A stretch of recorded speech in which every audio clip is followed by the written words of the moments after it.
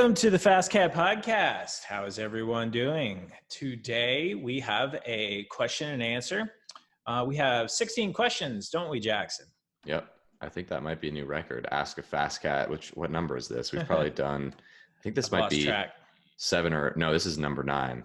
Ask FasCat number 9. Pretty Number cool. 9. Yeah. All right. Well, thank you all. Yeah. So we put the call out for questions in last week's TTT, the Training Tip Tuesday or Tuesday Training Tip email. And you all responded on our forum. Thank you very much. I was actually pleasantly surprised that we didn't get any questions on the Instagram because those are always hard to collate. And then you wind up with like questions from like 3 different sources, and it's tough to manage it all, but we got it all on one thread on our forum, and we are going to give away a FasCat t-shirt to the top 3 questions. So everyone listen in, and if at the end of the podcast, Jackson and we will vote. Are you ready to vote on I'm ready the best, to vote. the top 3 questions? Yeah. We'll vote on that, and then well, we'll need you to reach out to us. We can probably look up your customer record if you've bought a training plan. And if not, just give us an email and we'd be happy to send that out to you. But before we get into it, I think, Jackson, you have an iTunes review of the week. Yep, this one comes from Granth9. Title is The Whole Package, 5-star review. This is one of the most complete libraries of training information out there. They give great advice every episode and also make sure to refer you to an older podcast if you want a bigger dive into a subject they mention but aren't covering in that specific episode. Pairing the podcast with the training plans, it really creates the whole package and understanding of what you should be doing to prepare for your next race, event, or just dropping a buddy on a group ride. Love the podcast and look forward to hearing from them every week. Awesome. Thanks. Thank you, Appreciate Grant. it. That's yeah. And you know what? He mentioned a really good point is to go back and to listen to some of the previous podcasts because we reference those. And, we're kind of getting to the point where we're podcasting like a second and third time on a similar subject, just coming at it from a different angle. But I from the questions today, if anyone wants to go back and to listen to one, it's going to be the timing is everything. And we're going to reference that more than a few times in the next 16 questions that we answer. Yeah, we all have a little bit more time on our hands, and we're about to hit 100 podcast episodes. So go back into the archives, find some of those older episodes. They're oldies but goodies back when we were fresh into the podcast game. And so there's a lot of good content back there. And especially, I just think about, I really like our Crushing the Tusher race analysis one. That can be a good kind of motivator for, the season ahead, and, plenty of good stuff as well. So Is that your favorite podcast? That's probably my favorite podcast. I don't know.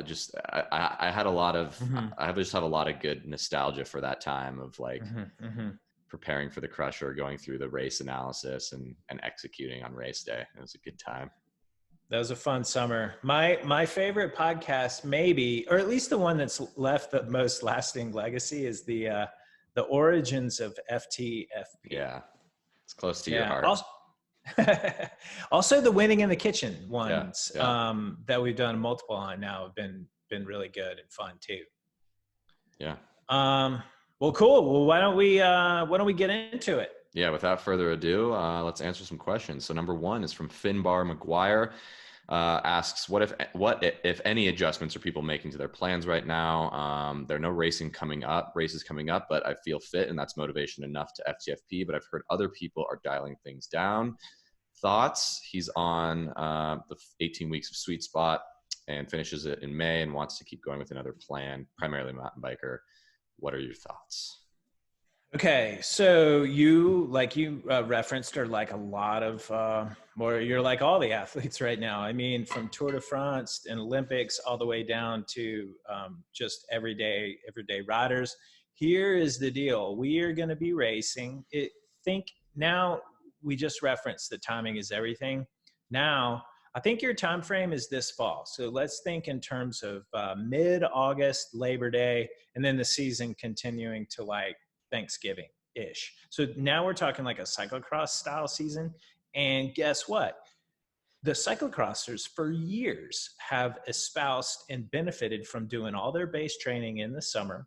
And now all the gravel racers, we get to do our base training also in the summer and the spring. And so from now through like, end of July, think in terms of base training, and you're on our 18 weeks of sweet spot plan. So you got the right training. Now you just need to use the performance manager chart, go back and plan your periodization, work backwards from, let's just hypothetically say there's going to be one of your big events, let's just say second weekend in September. Yeah. And just work backwards from that. Apply your plan, go back in Training Peaks, reapply it. You have 18 weeks. And that's what I would do. Even for a mountain biker?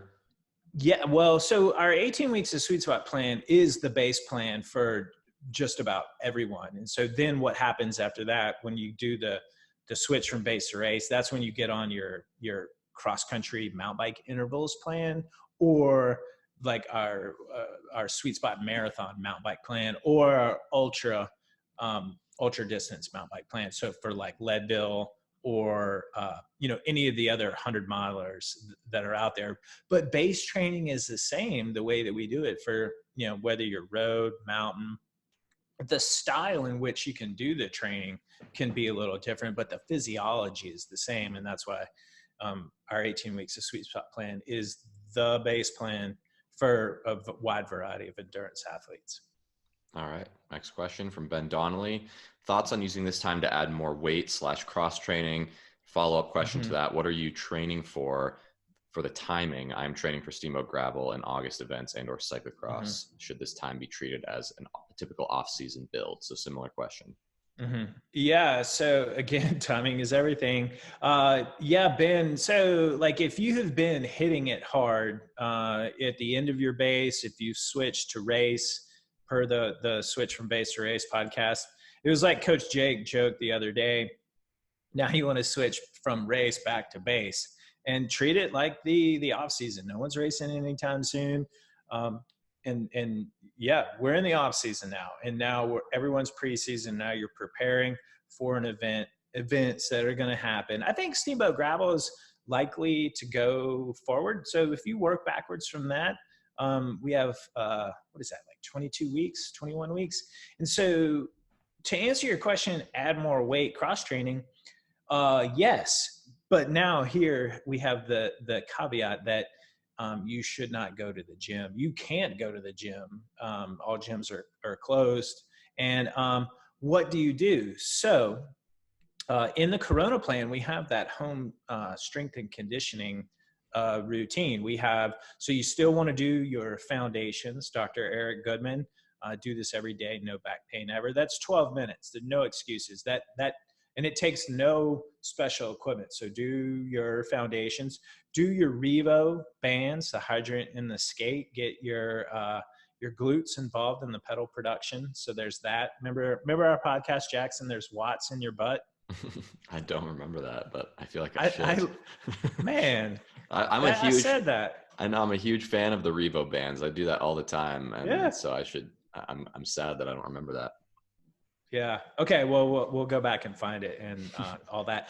But okay. So moving on. So Revo bands, and then do your yoga. Yoga is strength and conditioning. It also has many other benefits, mostly in the, for anxiety and stress relief. But do your yoga, and then Yoga Glow. We give you the 60-day trial, and then one thing I have added in our home strength and conditioning routine is called the EC Fit app. And it's EC is short for Erin Carson. She's my personal trainer at the Rally Sport Gym in Boulder, Colorado. And she's got an app. And in this app, you go to the iTunes store, download it, and then you buy the program of which you want to follow. The one that I follow is from Sepp Kuss, who you may know, who's like one of the most baddest ass climbers in the world right now. And obviously he's a local guy, well, at least to Colorado, also from Durango. But he basically demonstrates all these movements for you. And You can do them all body weight only, but if you really get into it and are able, there's this thing called a Viper tube. It's basically like a log with handles, and they come in different weights. But I call the Viper tube diabolical because Aaron put us through the paces, and it's so good. And then you can get kettlebells. There's a lot of some kettlebell routines in there, and yeah, if you don't have kettlebells, I think I've seen some things on the grams lately where athletes are like filling up milk jugs or jugs of water with a handle, Yeah. and using that. So, but anyway, Erin's wonderful. I did her class twice a week for 12 weeks this past winter. And this is, I don't know if you know this, Jackson, but it was me and Ruth Winder, Yep. Tom Scoinge. Is that how you say it? Scoinge. Yeah. Him, Ivan Gorman was in there from Bike Fit IOG fame.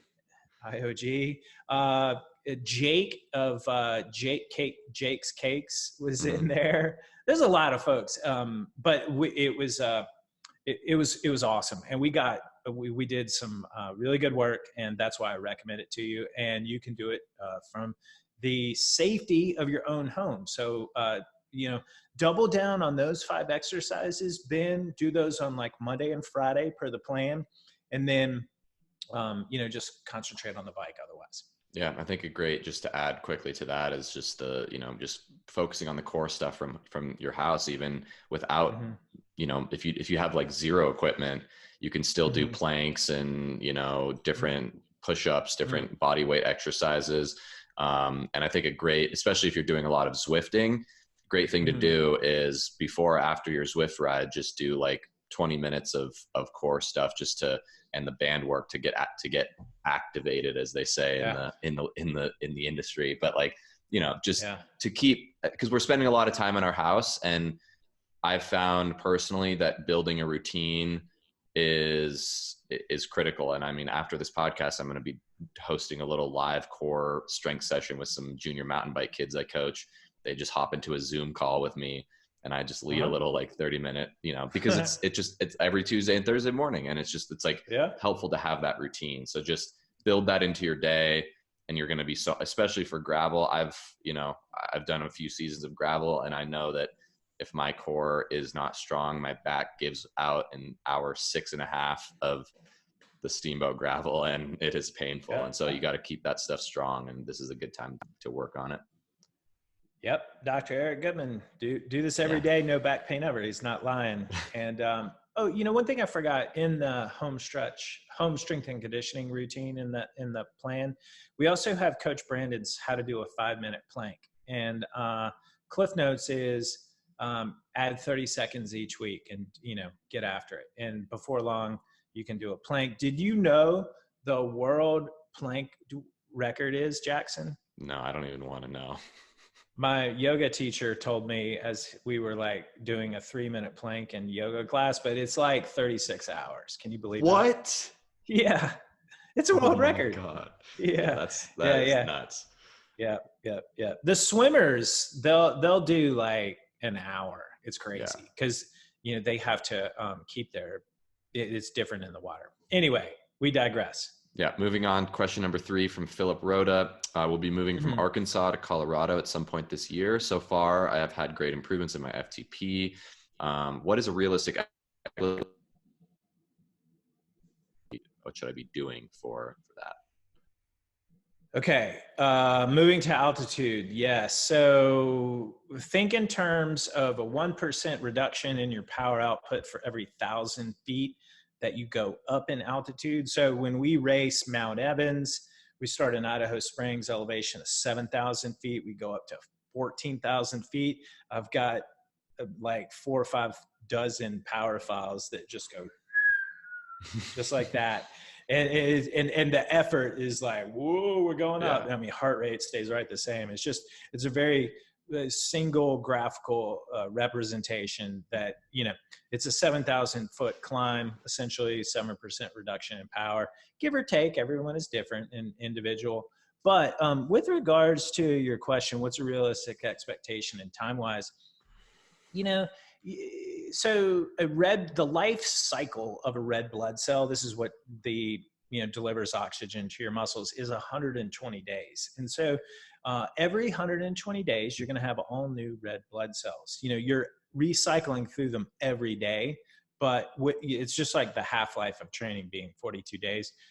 So in 120 days, you're going to have all new red blood cells. So that is, what is that, 3 months? And so you'll get a little bit more acclimated each day. When I moved to Colorado when I was 25, I kind of made it like a deal with myself. I would give myself 2 months to acclimate before I started racing. And then this race happened and I was like, screw that, I'm doing it. And I had a hell of a good time, but I have no idea how I did. Probably not that well. So, just give yourself some time. It's not 3 years. It's not a year. Like about 120 days, and you'll get a little bit better as you go along each day.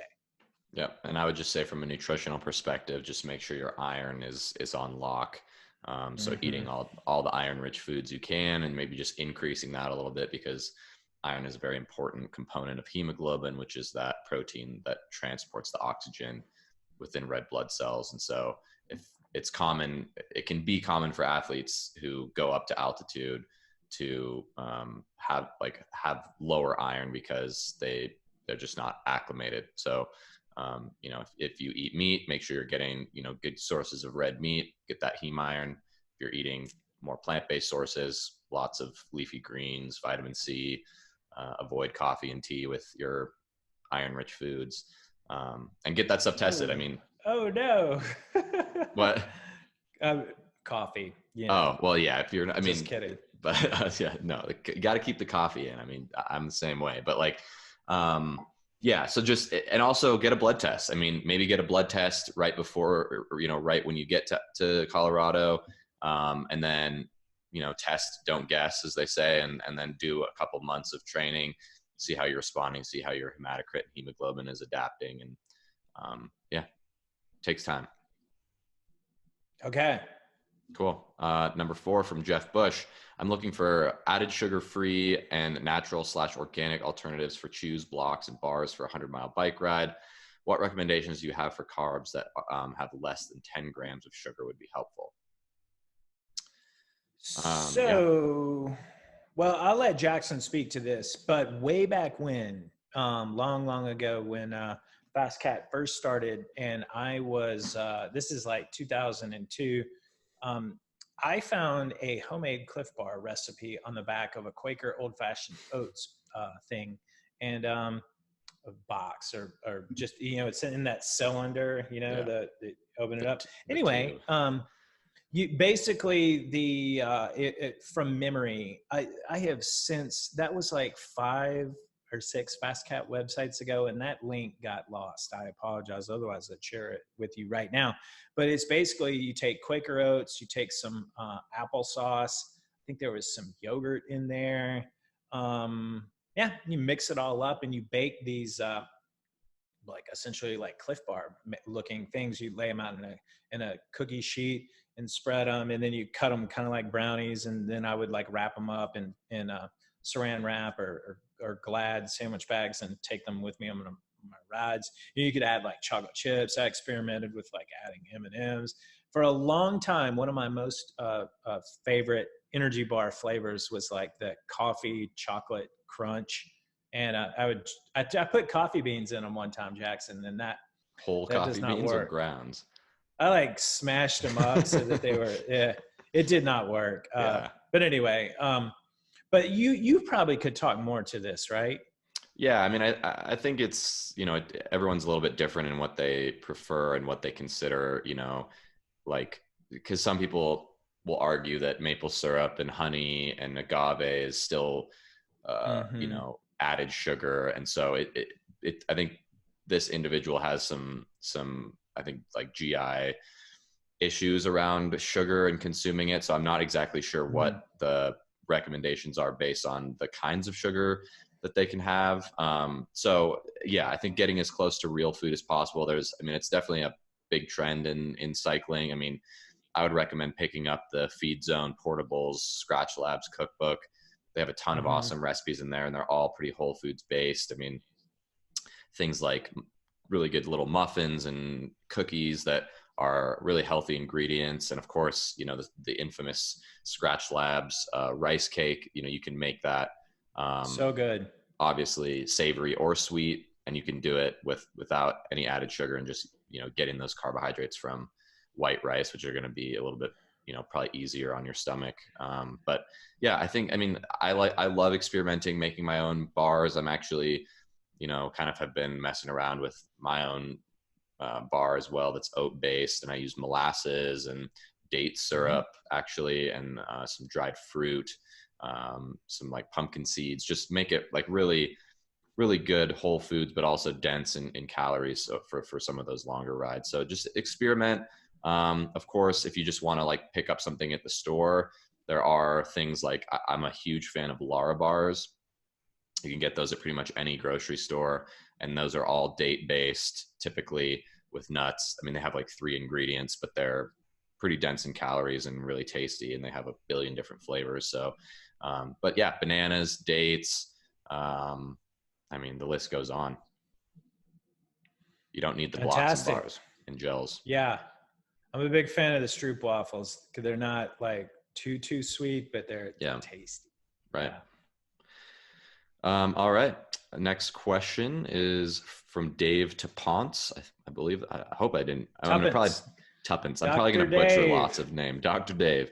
What are the pros and cons of doing an FTP test indoors versus outdoors, and what is preferable and most accurate or broadly applicable to real-world training and racing? All right. Thanks for your question, Dave. In fact, listeners, Dave is a FasCat athlete, and we talked about this yesterday during our coaching consultation because Dave has a field test coming up. And he is, you know, not everyone has the luxury of living in Colorado or California where we have these really nice steady grade 20-minute or longer climbs. Dave is from Pennsylvania, the Pittsburgh area. And there is no such thing as a 20-minute climb there. And that's kind of where his question comes from. And then the other, you know, added variable is sometimes the weather is garbage there. It's getting pretty, you know, the East Coast is enjoying spring mostly, thank goodness, with the quarantine. But so that's where his question is coming from. And so pros and cons to doing an FTP test indoors and outdoors. Indoors, pros, you can control everything. You can control the weather. You can control the wind, you know, the temperature. So it's highly controllable. Cons of indoors is athletes just generally, you know, without the wind in your face and, you know, the movement, that rolling inertia. Sometimes the trainer just is trudgery. You know, you can't freewheel on the trainer like you could for a split second on a field test. And generally in our experience, we see athletes test about 5% less indoors. I've never, and I also think doing a field test indoors is cruel and unusual punishment. I never have my athletes do it. With that said, I did run an indoor cycling studio for 5 years in Boulder, and that was part of our curriculum. You know, that was class number 1 is, hey, welcome to FasCat, do a 20-minute field test indoors. Sorry. But we needed to do it to establish the athletes' zones and also serve as a point of comparison to measure their improvement like 6 weeks later when they got all faster. And so in those cases, yes, you know, it's better to do your field test indoors to FTP per the plan. You need to do it and just recognize, hey, you know, I'm better outside than I am inside. And with that said, during those times when we did run that indoor cycling studio, I mean, we had 16 kickers, and we started off with, remember, Jackson, were you there when we swapped everyone's back wheel out with a power tap? Yeah. I remember walking in there and, like, you know, that you had all the individual wheels leaned up against the trainers. Yeah, we put power tap wheels in everyone's bike, and then like Velcro. We used a ski strap and Velcroed the bike computer on their handlebar. Man, we had that process down. That was good. Come in within 2 minutes, we could get everyone hooked up, and then we manually downloaded every single customer's athletes data into Training Peaks manually, and wow. that was all pre-technology. It's but that's what you're doing. And then with that said, we do have a training tip on the FasCat coaching website that is titled how to do an indoor 20-minute field test, and it just basically just gives you some things to think about. Mostly have a fan, use lots of water, be super duper motivated, pace yourself, proper pacing. And getting back to Dave's question, one of the things that Dave was wondering about also, they do have some gravel trails, roads out in the woods and the boonies there that he was asking about. And I was asking him about the quality of the pavement, because Jackson, do you remember when we coined the term gravel watts when we were analyzing the power up to Gold Hill on that KOM? It's a thing, and it's the same as mountain bike power. When we got mountain bike power meters, we all thought initially the power is going to be like through the roof, and we is actually quite contrary, that your power is much less due to the terrain and the surface and all these micro pauses that you do when you're like climbing or powering through technical stuff where you're not pedaling. So it's like pedal, not pedal, pedal, not pedal. The effort is really high, but and it's similar to like that on gravel when you do if you're rolling over rough terrain, because you have to maintain traction and also negotiate this. And so it's different than if you were do it up left-hand canyon. It's just like, I mean, you can be a robot up there. It's like, just rah and go for it. But so there's such gravel watts is a thing, and those are all caveats to think about when you are doing your FTP test. But one thing that doesn't change whether you're indoors, outdoors, gravel, road, is just go as hard as you can for 20 minutes. The effort is all in between your ears. And if you do that, you're going to be able to control for the single greatest thing that you are testing for, which is your physiology, whether your training is working or not, and if you have improved. So hope that answers your question, Dave. I would add just one quick thing. I'm not the biggest fan of it, but I've been doing a little bit of it since DC during Corona, as we like to say, is Zwift. And I just was kind of like bored and wanted to do a workout the other day. And so I hopped on Zwift, and I hopped into a group ride up the Alp to Zwift, which is like, it was the first time I had ever done it. It's a beastly climb, but I feel like I could do it FTP test up that thing in a group ride, because you're not really getting a draft. You're not, it's a long enough climb that you could, that it was very motivating for me to try and catch the next guy or gal on the climb and just power the watts. And it's, correct me if I'm wrong, it's on doing it on a climb can be beneficial. It's a pretty steep climb, so it might not be that representative, but if you have a smart trainer and you have access to Zwift, it could be motivating to hop into, or even just go do it and just try to ride as hard as you can up that, for 20 minutes.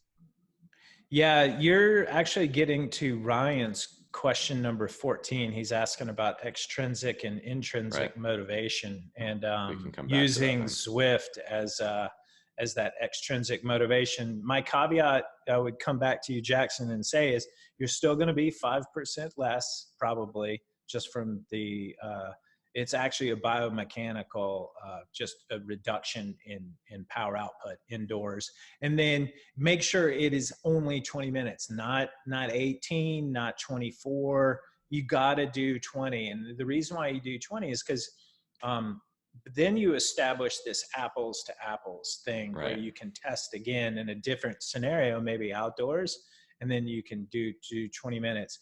But a lot of times, it's super fun to do Alp to Zwift from bottom to top. That's a great training technique. And you can take your best 20 minutes, but if the properly done 20-minute test is you go to exhaustion at For exactly just 20 minutes, yeah. Just 20 minutes. And so then, if your ego can take, the beating of what happens after you go to exhaustion after just 20 minutes up the Alpe d'Huez, use that. Yeah. All right. Next question from Jared Wright. Just basically not to name drop, but how apps like Sufferfest use more than FTP to determine plans and strategies. Not a huge deal, but just wanted to hear you guys possibly talk about it and if FTP needs to evolve. Thanks for great content, making me feel normal during these crazy times. Awesome, Jared. Thank you for your question.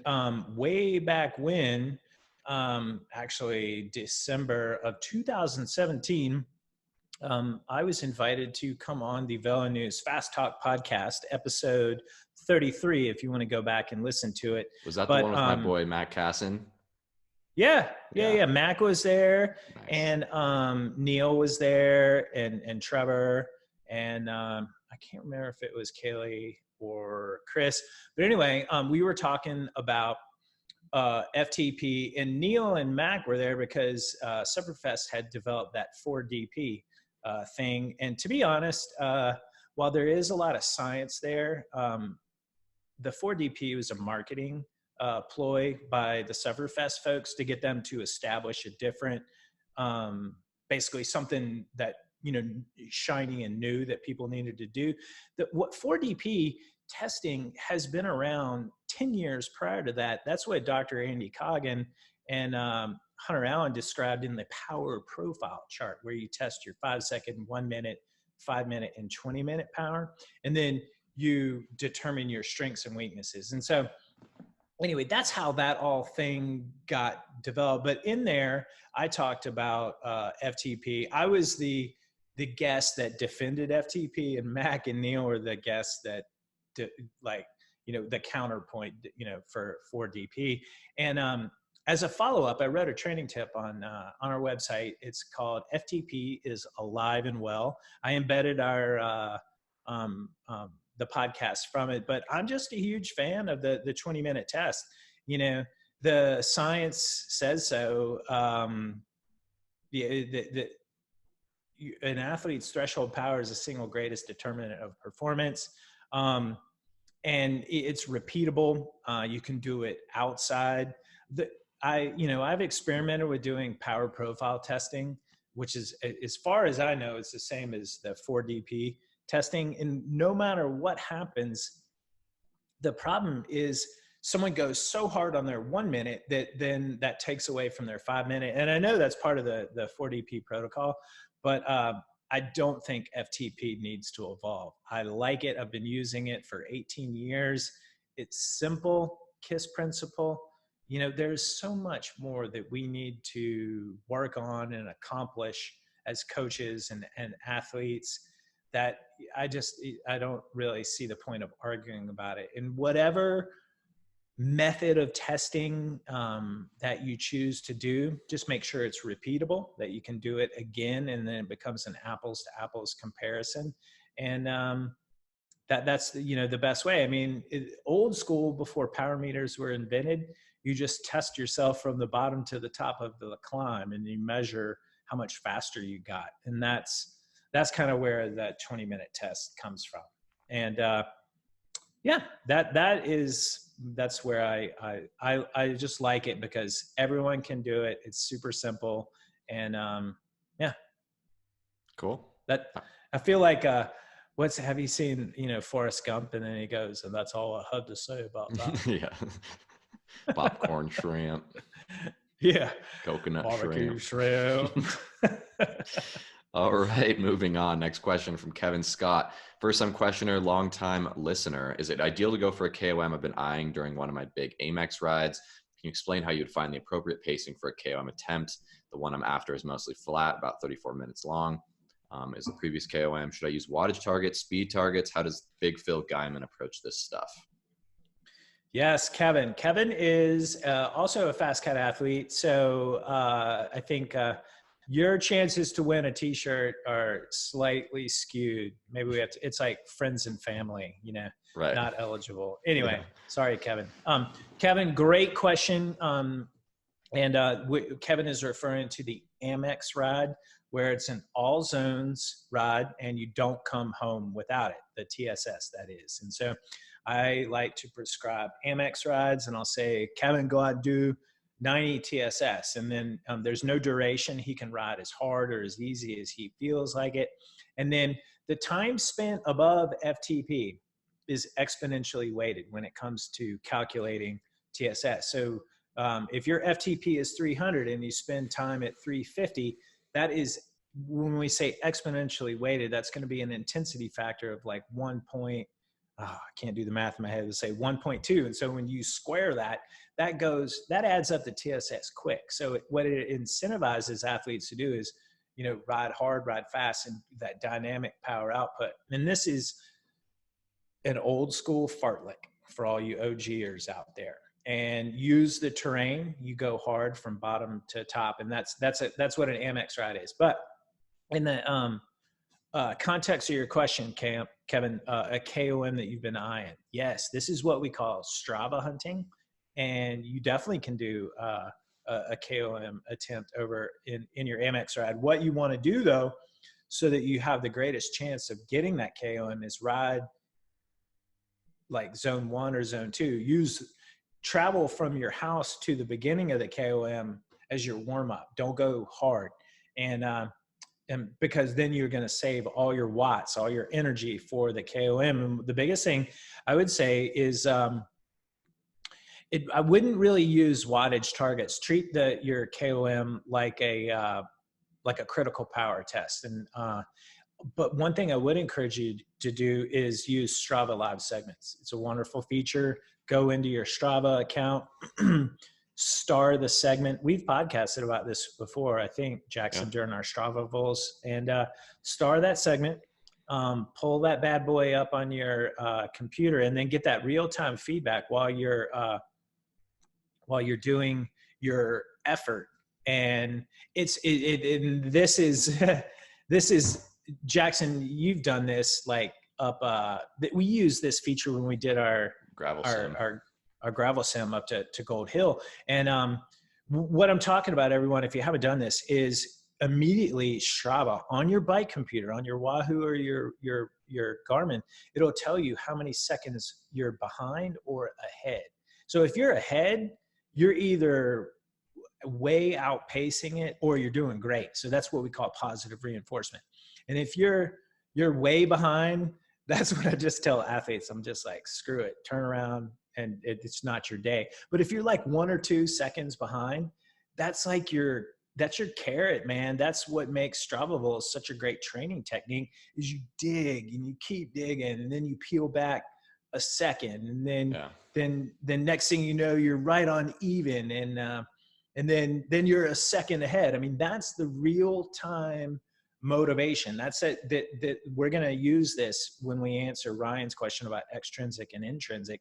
That's extrinsic. You're getting that information from your real-time data of how you're doing on your segment. And then the way that Phil gets his segments is he uses Strava real time. And then, if he's way behind, he'll just abort and, go back and do some more training, and then, come back when his form's better. But if he's ahead or just a little bit behind, man, he just turns himself inside out and just digs really deep to get it. And when we did the Flagstaff KOM attempt, man, that guy laid in the ditch for a good 5 minutes after he missed it. But, it was close. It was, I think he was like 11 seconds shy.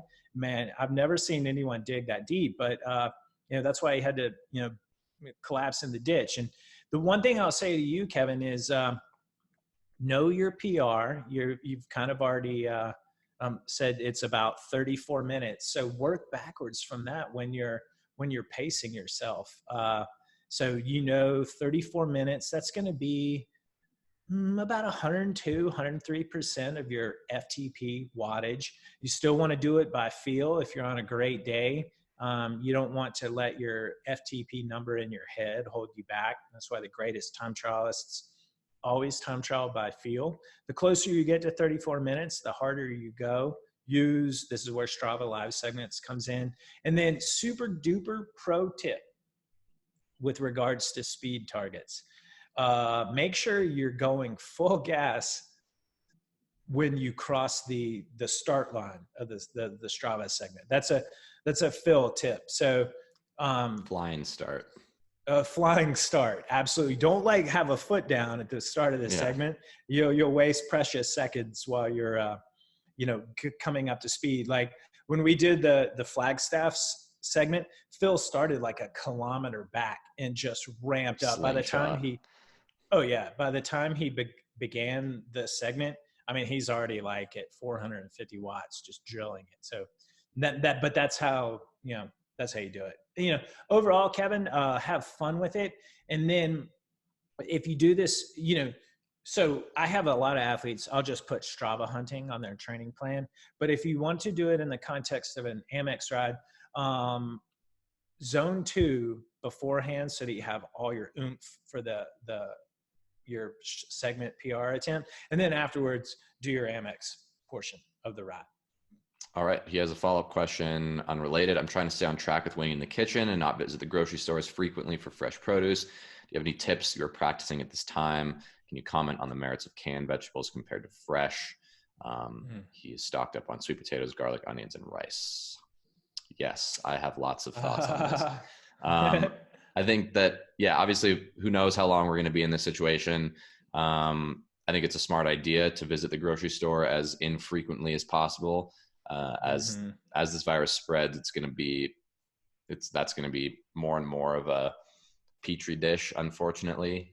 So I think that there's no problem in reducing your fresh produce intake a bit during this time. I think it's fine to be less focused on that. It's not going to, ruin your health. You're not going to die of, scurvy or something because you're not eating, fresh lettuce every day. And, it depends on what you have access to at your local grocery store. My local grocery stores are pretty cleaned out at the moment in terms of like frozen stuff, but frozen produce and frozen fruit and vegetables are actually extremely healthy because they are picked at, more often than not, peak ripeness. And they've actually done studies on this, that they have higher nutrient quality because they're picked and then flash frozen immediately to maintain the nutrient quality. And so if you can find frozen spinach and kale, I know Trader Joe's has an amazing selection of like frozen vegetables and things like that, frozen fruit. I have a huge bag of frozen blueberries that I put in my oatmeal and smoothies and whatever. That's a great staple to rely on. I think same thing with canned soups and veggies and stuff, but I wouldn't stress too much about it. I would focus more on the hearty staples like oats, lentils, beans, potatoes, frozen, canned soups and chilies and things like that. And if you can get a big bag of apples last a while. Just things like that. Try not to stress. Do the best you can, and don't overthink it.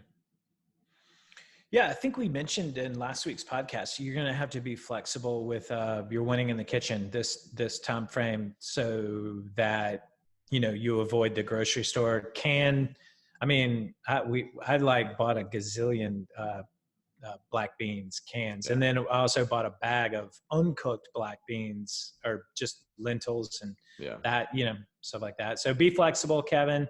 Be smart. I like how you stocked up on the sweet potatoes. That sounds awesome. Yep. And that's good. I hadn't thought of the frozen vegetables, Jackson. That's good stuff. Yeah, I've seen frozen sweet potatoes cubes, frozen butternut squash cubes, frozen, kale. Everything. So, you can also, if you find that you could also buy a bunch of a bunch of fresh produce, cook it up, or just have, or just freeze, your kale and spinach and stuff on your own, and just have it, on hand. But I think it's going to be fine. I have an interruption to the question. Phil Gaiman just texts me, "What is my threshold right now?" he knew we were doing this. And so Phil hasn't done a 20-minute test lately, but he has did a quick like historical analysis on Training Peaks. He did some 2x20s the other day at 395 watts. And so since there was 2x20, that wasn't a true training chest. This kind of goes back to our using normalized power podcast to determine your FTP. That doesn't apply to Phil. Phil likes to ride around and go hard for Strava KOM. So I used his mean maximal power chart to cherry pick and sleuth out his current threshold. Plus I have like 5 years of data with him. And basically I'm looking at our text message exchange. In last month, Phil did a KOM attempt and did about 410 watts. It wasn't as hard as he could go. He's with a friend. And so if you take 7.5% less, Phil's got a well-developed anaerobic system, so not 5% less. It's not good enough to be 10% less, but I used to use 7.5% less and 380 watts. And so then he was like, I don't know, I think it's more. And I'm like, yeah, probably, because he has been historically over 400 watts. And basically he did Brasstown Bald last month. Brasstown Bald is that super steep climb in Georgia that was used in the Tour of Georgia. And he did 425 watts from bottom to top of that. So now we have a range. He's probably between, you can't take 5 or 7.5% less of 14 minutes. That's too short. There's too great of an anaerobic system contribution to the power output of that, but it does help us put us in the range. Anyway, so I think Phil is motivated to do a 20-minute test, and he's going to use 425 as kind of like a ballpark to pace himself and try it, and then to try to do that. But if he did, historically, Phil's been about 400. I'm going to do a quick calculation.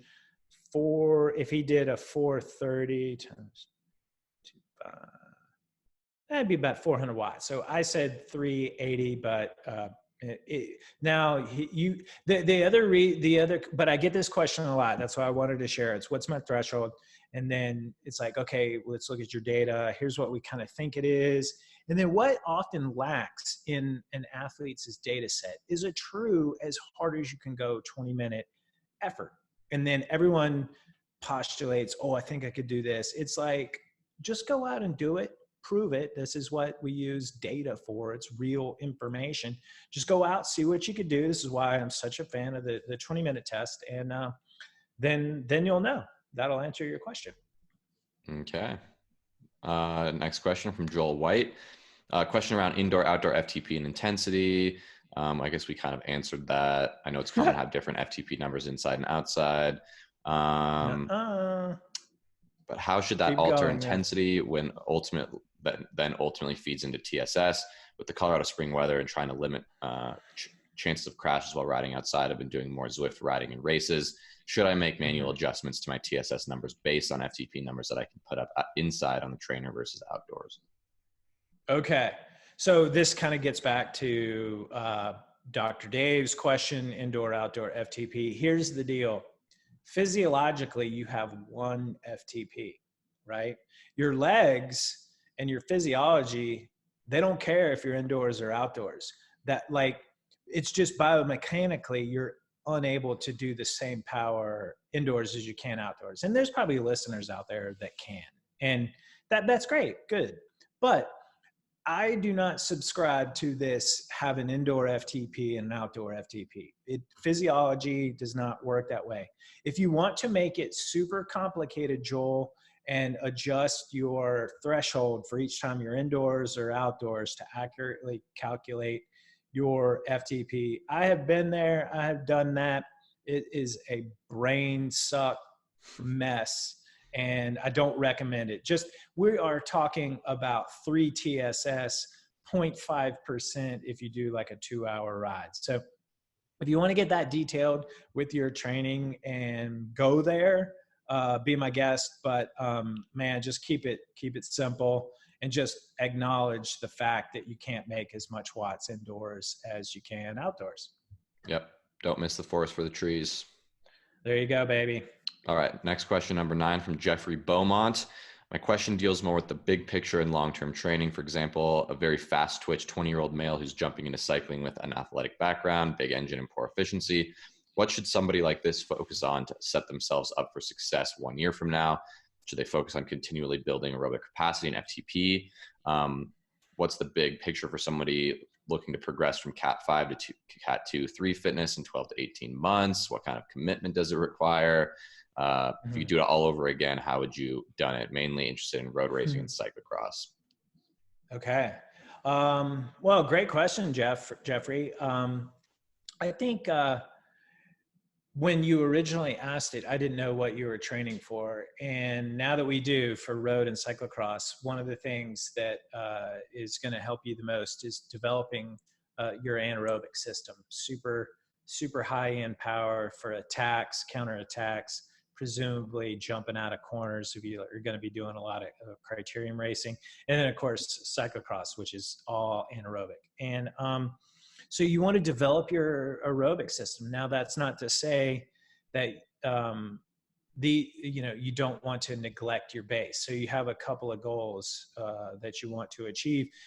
All these sports are aerobic, whether you're doing a 5-minute pursuit or dirty Kansas or a 24-hour race. You need to have a well-developed aerobic system. That's a sweet spot training. A lot of you need to ride a lot. The more you ride, the more you will develop your aerobic system. Now, with that said, you don't want to do just aerobic training. You need to develop your anaerobic capacity. And so when I was coming along, one of my strengths is I did a bazillion 1-minute intervals. That's that at that time. This is the late 90s, early 2000s. This is how you power through technical terrain on the mountain bike. And it's why a lot of road racers get into these mountain bike races or in crits, and they go off the back right away. They don't have a well-developed anaerobic system. They just ride piles of miles. So that don't neglect. And so go through blocks of training and where you do, some anaerobic training, and don't forget your VO2s either. So 1 year from now is really, just, this goes back to our ATP podcast, develop your your annual training plan and plan it all out. You want to lift weights. You want to go through a base phase. You want to go through a high intensity interval training phase. You want to race. You got to get experience from these races. It's more than just training. You need to, the skills and the knowledge and the know-how to learn how to race. And then also, you're saying Cat 5 to Cat 2, 3 fitness in 12 to 8 months time. I don't know what your physiological traits are, but set a 5-year goal. If you're young, which it sounds like you are, just don't cap it off at 12 months or 18 months. The best cyclists have been doing this for 10, 15 years.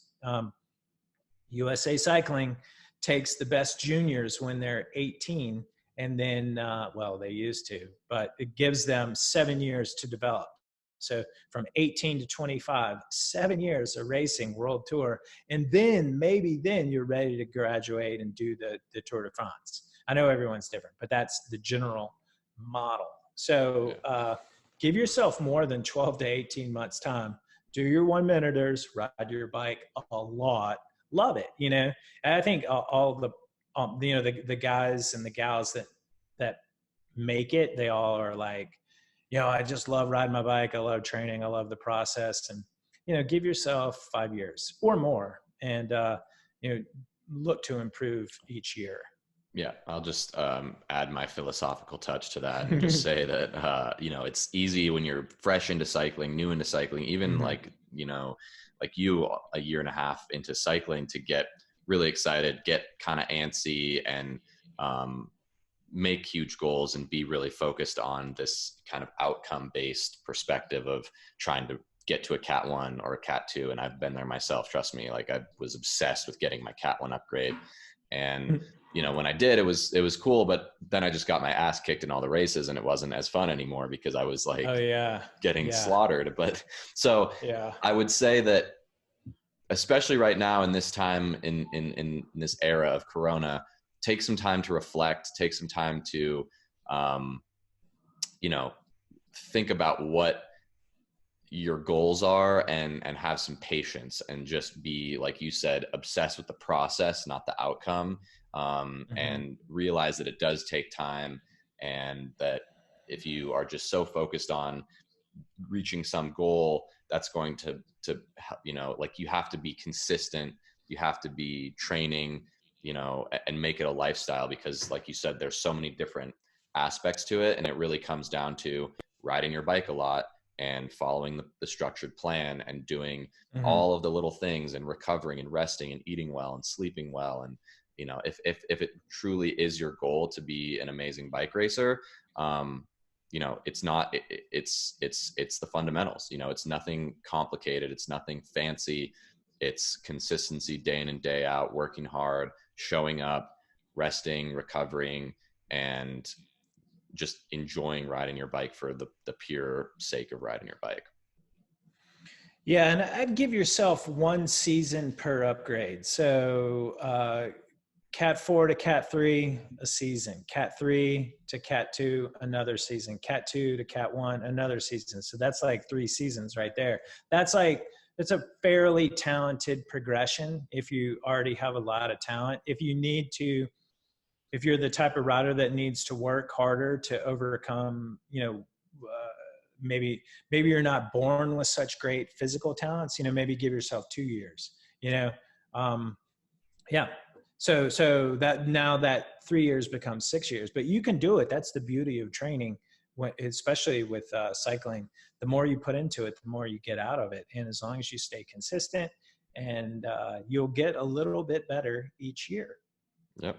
All right, we got to start ripping through these. Next one, number 10 from Joan. I started up riding more regularly over the past couple of weeks, and I'm trying to decide with which of the training plans from FasCat I should start with. Not many goals that are actually going to happen in the next few weeks, but I'm hopeful that Mountain Bike Nationals still takes place. I reloaded the climbing intervals intermediate in to start this week, but wonder if the intervals for cross-country mountain biking would be a better place to start, or would it be better to start off with a 6-week sweet spot training? Yeah, thank you for your question, Joan. For your listeners out there, Joan and I go way back. We raced on the mountain bike Northern National Circuit long ago. Kids, career, all that. And I was emailing with Joan last night, and she got on the Sweet Spot Part 2 plan. So all good. Nice. Just FTFP, Joan. Yeah. All right. From Samuel Tobias, if DK goes off as planned, what's a good distance/hours for a race simulation training ride? In for the 200 mile, number 1 goal is to finish before dark. Number 2 is to finish at a 15 mile per hour pace, about 13:30 time. And number 3 goal is to have fun. Yeah. Awesome. So what we covered, I think that was like 2 podcasts ago, and especially with the Amity Rockwell podcast, where we were talking about, tortoise and the hare, and be the tortoise and not be the hare. A lot of athletes have the goal of, it's called beating the sun, or race to the sun, and finish before dark, which is, I think, like 15 hours. Man, we make such a big deal, like 300 watts and 400 watts. And when we did the Peter Stetina podcast, his start to finish power, I don't have it off the top of my fingertips, but I think it was like 215 or something. 215 watts. So something like that. When you go out and train, and, think in terms of being able to ride at 215 watts for 6 hours, start there. Maybe, if your goal is to finish before the dark and have fun, here's what's not fun: starting off at 300 watts and dying a slow death for the next 150 miles. That's what everyone does. And don't do that. Like, check your ego, let it go, and just work on 215 watts for your next 14 hours. And you can do that in training. It takes a lot of discipline but to ride that slow. But as you go on and on, it's a nice goal to have. It's one of the things that's on my training goals list this summer, is to set off on an 8 or 9 hour. And then rather than my normal, sweet spot pace, I'm just going to back it off and see if I can't sustain like a high zone 2 pace for 8 hours. Yep. Yeah. I mean, I'm going to do the same. I think I'm going to do some bike packing this summer and just cruise at a nice chill pace, and, just for days, literally. I think it's a good way to go. So that's right. All right. Next question from NZD Colorado. Using only rollers and no power, what is the best way to judge improvement? Okay. A lot of questions on FTP and testing and all that. I don't know. I don't know how to answer that. Usually if people are OG and no power meter, all that, you can do a climb and just measure. This is why Strava is so popular. You can just measure, your improvement from bottom to top. But on the rollers, you're not traveling and no power. Man, you have a heart rate monitor. I mean, you can use heart rate, I guess. See how your legs feel. It's just that, what's your rate of perceived exertion? How do you feel? Do you feel faster and feel fitter? Well, you probably are. And then this reminds me, I was just on Velo News the other day. There is now a smart roller trainer, and it's made by it's Nero, Elite Nero. My friend Ben Delaney was reviewing it. Looks like something I would like to try. Checking it out right now. Yeah. Basically, it's just it's rollers. I got the Kreitler rollers way back, and then 10 years ago when we had our indoor cycling studio, we used the inside rod rollers, and those things kind of pivot with you while you're moving, so it helps create a road-like feel. This Nero smart trainer, somehow they figured out a way to calculate power, and then you can use it on Zwift. One thing that like Coach Jake uses rollers on Zwift, and he's like a competitive Zwift athlete. He's a Zwift king. A Zwift athlete. But he uses his real power meter. He uses his Quark, and then that's what measures the power output. So he's got the dumb trainer, but uses his power meter. But I don't know, if that answers your question, but we probably should just move on. All right, from Nico Sanfelici, what do you think about prescribing VO2 max interval intensity related to a 3 to 5 minute all-out test compared to zone 5 based on FTP, especially for roadies who have a very high 5-minute wattage compared to FTP? Yeah, I love this question. Nick, I think you're going to win a t-shirt here. And Nico is a training plan athlete customer, and I think he's even from Italy, but I don't care. I'm going to ship it to you because I love this question.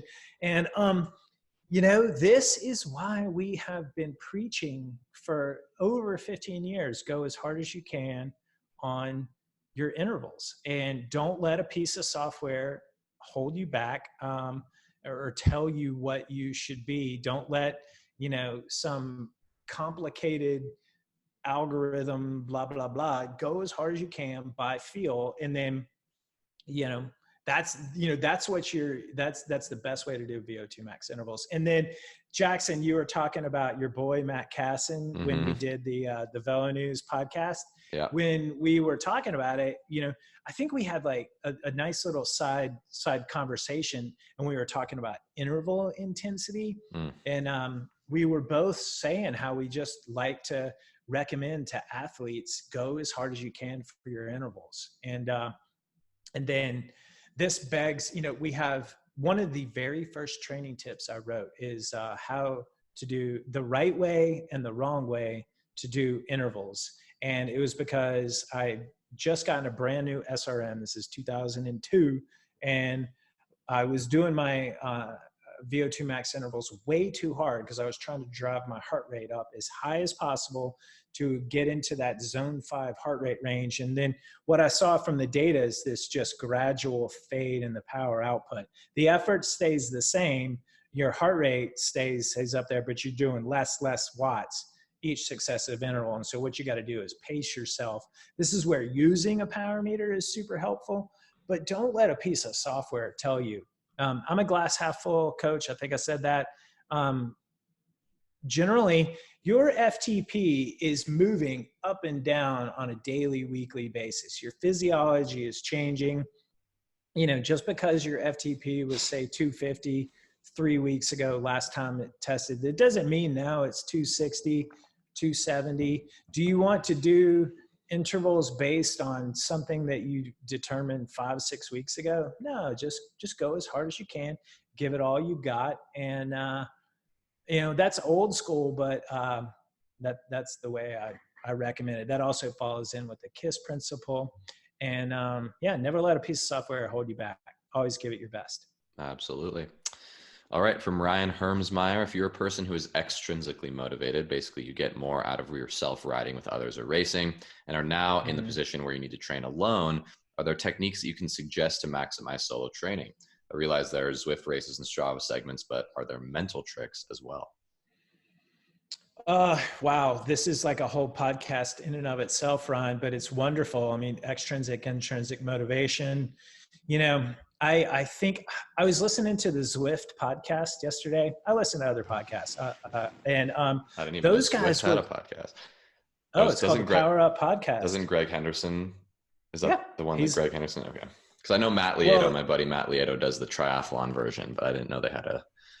Anyway, this one was from someone named Kevin, and apparently they were talking about what the World Tour athletes were doing and how they're using Zwift a lot more and all that. But anyway, he was talking about how athletes were doing their 20-minute tests during a Strava group ride because they couldn't do it on their own and needed that extrinsic motivation. Right. And so, I've worked with both kinds of athletes. There's some athletes that don't need any extrinsic motivation. It all comes from within. And then there's other athletes that need to be shoulder to shoulder with other people in order to get it. Those are the athletes that will do a lot of racing for training. And then the intrinsic athletes, those are the athletes that you can actually just give them more intervals and more structured workouts, more solo things in more controlled fashion. You don't need to do a lot of racing. You hear about like Eddie Merckx, he just like raced year round. And then there's like the cyclocrossers. That whole sport was invented by the roadies that needed to stay in shape over the winter because they're not intrinsically motivated to do it on their own. And so,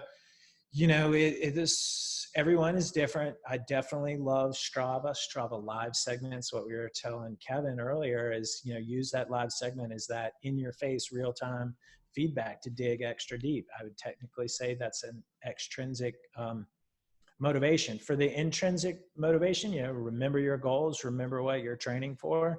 I used to train for the Big Bear Norman National every year, and every winter, like in January, when the race is still 12 weeks away, I just remember the first climb of that race, and that makes or breaks it. And that's why you're doing what you're doing. So that might be a mental trick. Remember your goals and use Strava live segments. Yeah. I mean, and even if I think, just another cool thing that we kind of talked about last week with the gravel squad is like, even if you have a group of friends, or even if you just have a Strava group or club that you're a part of nearby, look at the leaderboard for one of your local segments and just like hit that segment once a week hard and just see that improvement over time. And just measure yourself against, I'm not a huge fan of comparison as I can't remember who said it, but there's the famous quote that comparison is the thief of joy. So, but I also agree that it's a fantastic motivator. So, but if you have a group of friends that maybe you can do a virtual throwdown where you say, you text your buddies nearby, or your team or whatever, and say, hey, we're throwing the gauntlet down on this segment. Whoever has the fastest time by the end of April or the end of May wins, a case of beer, or like some prize that's, that gives you that little extra carrot to keep training hard and like going for it. Theodore Roosevelt, love the Google. He said that. Yeah, that's a great quote.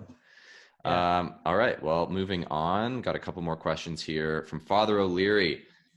Number one, given the gravel ride racing trend in the US currently, where do the FasCat team see it evolving, developing? Will we see the variety of events broaden to cater to all interests, from crushing in a race environment to riding in an adventure, or will it narrow down as to what is most successful commercially? All right, Father O'Leary, I like your question too, and even though I know you're in New Zealand, I'm gonna ship you a T-shirt as well. So, let's see. So, I just wrote a training tip for, not a training tip, just a blog post for Pearl Izumi. Go over there, find it. I wrote, the title of that was called Gravel Racing Then and Now. And, what I see happening in the gravel scene is very much like when I first got into mountain biking in the late 90s. And when if you read this post, basically, I went to a Norman National in Helen, Georgia, of all places, in the mountains there. And it was a World Cup, not just US racers, but like the best racers from all over the world. Like this little guy named Miguel Martinez won the race. He was like one of the best mountain bike racers in the world at that time. John Tomac was there, Ned Overend, Pete Weber was there, who's the director of Boulder Junior Cycling. Julie Furtado won in the women's. But anyway, back then, mountain biking was just going off, and they had this expo area. And in this expo area was a ton of free stuff, and I didn't even know it. But I went to the expo area in Jackson. The Oakley was an emerging brand. They had this like super badass, like wrapped F-250 pickup with the top, and they had the hood pulled down, and there was a dude selling Oakleys out of the back of this truck. And I couldn't even afford it because I was like in graduate school, but guess what? I'm an Oakley customer now. I mean, and then like, do you remember Gore-Tex cables? Yep. Well, you could take your bike and leave it with them, and they would install Gore-Tex cables on your bike. I was a Gore-Tex, and every single brand was doing that. Like Pedro's, would give you free degreaser and chain lube and all that. And so that's where gravel is now. As far as will it become a race environment or an adventure? I think it can be both, whatever you want it to be. We were talking about doing a bike packing trip. I think, it's whatever you want. I do think as far as the racing goes, you're going to see, I think there was 700 racers before the Corona hit, 700 races. And I think you'll see, a little bit of evolution and like a survival of the fittest. I think a lot of racers, the success of a race kind of depends on, the popularity. Is like, is it a fun event, and are you going to come back and pay your money again? Those are the ones that are going to do well. I mean, that's why road racing is dead, is because, for too long, the USA Cycling and the local racing organizations let promoters put on crappy events. And, that's why, I'll use I've done a race in Eastern Colorado. We went back and forth underneath the freeway, the thing sucked. And, everyone in the parking lot is angry. The sign up process was awful. And then when you get dropped, there's nothing to do but get in your car and go home. And a gravel race is not like that. And that we could go on and on. There's something for everyone. There's distances that for everyone. And, it's the experience. And I think the more that these gravel races and events can cater to that experience that transcends just the race itself, of having, like you said, a really cool expo, really great food and drinks and community and different, I mean, you know, it's kind of goofy, but you know, even here in Idaho, at Rebecca's Private Idaho, there's this thing at the end of the weekend called the Galland Quaffing World Championships, where it's like this drinking game where you slide this like huge mug of beer and you have to catch it and drink it. And, you know, Yuri Oswald's out there dressed up as a Yeti and he's like chugging beer. And it's like, even if you're not partaking, it's just fun. And it's like, it's, you know, you're out there and you're connecting with other people, you're meeting amazing people. Everyone is in this shared experience of suffering and riding their bike in gorgeous, beautiful places. And that's what you're paying for, not necessarily just like, oh yeah, I got like top 20 in my age group. Like no one really cares that much about that. It's more about, you know, feeling like you accomplished something, getting through the 140 miles of steamboat gravel or whatever it is. And then, you know, chatting with your buddies and the people that you rode with afterwards. I think that's the beauty of it, you know, and that's what makes you it want to so hang. Yeah. You want to hang out with these people afterwards. If you do a crit, you want to fight everyone afterwards. It's like, it's not that fun. And to answer your question, Father O'Leary, will we see a variety of events? I think we already are. They're just lesser known. So like, you know, we have DK and BWR. There's stuff like the Oregon Trail Race, which is a 5-day camping stage race. And I have an athlete, actually Dave Tuppence, Dr. Dave, who asked a question, is doing that. Hopefully if it happens, you know, events like Grinduro, which is like, you know, it's half party, half bike ride race thing, you know, that's on my bucket list.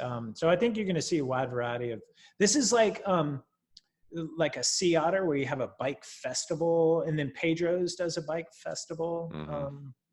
Yeah, so it's like, you know, Crested Butte has a mountain bike fat tire festival. It's less race. So there is a cross country race there, but it's more about, you know, hey, come to Crested Butte this weekend. We're going to ride bikes. We're going to hang out. We're going to have fun and all that. You know, Yeti, the brand, mountain bike brands, they have this Yeti Tribe weekend, and you all just go there. There is no racing. It's just rad riding. Yeah. All right, let's do one more final question from Mark Anderson in Sydney, Australia. Hey, Frank, how's it going? Any inside word on DK this year? Change of date or off till next year? Everyone keeps their entry. Yeah. Mark, change of flights. I would be willing to bet you're going to be racing the Dirty Kansas this fall. The Jackson, I think we were talking about this before we went online, but I'll leave everyone in the gravel community with this race schedule. Steamboat, mid-August, fingers crossed. Rebecca's, Dirty Kansas in September. That's my guess. I don't have any specific knowledge. The Big Sugar is October 24th. Remember when we thought that was so late in the year? I know. It's like, it's going to be really. Middle of the season. Yeah, middle season. Yeah. And then Belgian Waffle Ride, November 2nd. That's your gravel season. It's going to be super fun. You know, in California, in the fall, it's always been Fondo season. You got Levi's Fondo, you got Phil's Fondo, Yenzi's Fondo. You can race a Fondo every weekend in the fall. So everyone out there, keep riding your bikes. Basically, we're going to have a season August through November, I think. Yeah. All right. I think that's it. I think we did it. Super.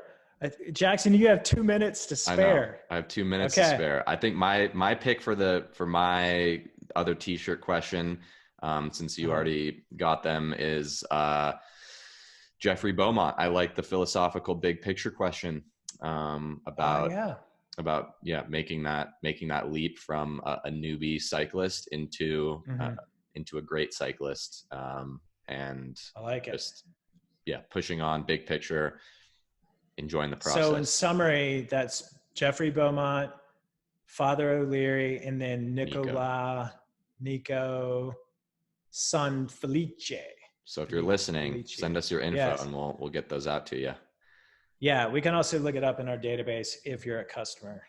Don't know if you are or not. Anyway, thank you all for listening. Guess what? Next week, we are podcasting with Dr. Andy Coggin about what else? Sweet Spot Training. This is what we're going to talk about. This is a real Science, Effective Training on Enzyme Activity and Fiber Composition of Human Skeletal Muscle. This is the OG original Increase Your Mitochondrial Density paper. And it's from a researcher named Shepard. And we're going back in the vault. It's from 1973, but it's been cited a bazillion times in the literature. And yeah, so we're going to podcast about sweet spot training next week. Right on. We'll see you then. Thank you all for listening. Stay safe out there. Bye-bye.